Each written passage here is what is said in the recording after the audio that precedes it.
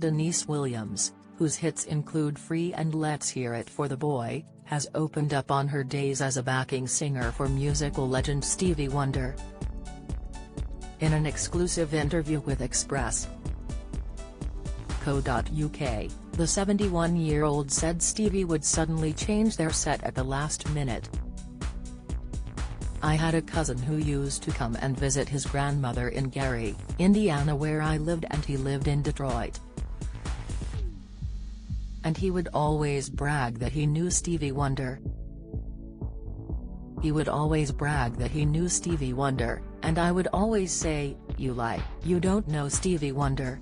Eventually, when I left college, he was the one that got me an audition with Stevie to be one of his backup singers.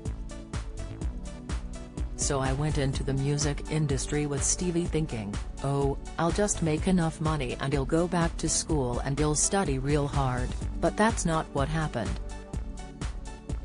She continued, "Starting at 10 years old, I watched Stevie Wonder sing Fingertips on television, so I was a big fan of his and loved his music.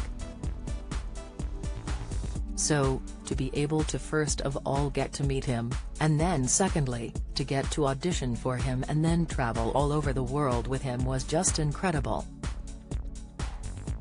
I think the most powerful lesson I learned from Stevie was poetry plus music equals song, as I was writing a lot of poems and I've always written a lot of poems, even when I was in school I was writing," Deniece added.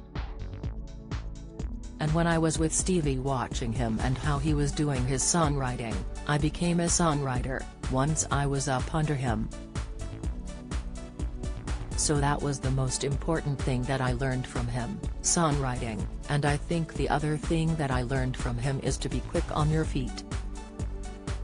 Because a lot of times we'd go out, and we'd have a song list, and then all of a sudden Stevie would get creative and write something new. We as background singers had to act like we knew exactly what to sing, the musicians had to be quick to know exactly what to play.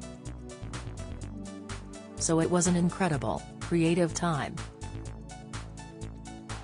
Anything can happen creatively and you just have to go with the flow." The star, who has 4 sons, also spoke about balancing motherhood with her career, admitting she couldn't have done it all without the help of her mother. "I did step back and take breaks in my career because I wanted to make sure that I was the one that was imparting to my children," she explained. "If my mother had not come out to Los Angeles, I don't know if I would have had my career, because you can't trust your children to just anyone. And so when my mother came out, and helped me with my career, it was just very, incredibly freeing for me to do what I had to do. And then I came home one time, and I asked my eldest son to do something, and he asked my mum, should I? And I thought, that's it, I'm coming back home for a while. So I took a break, to come back home and be with my children, and am very grateful that I did it that way.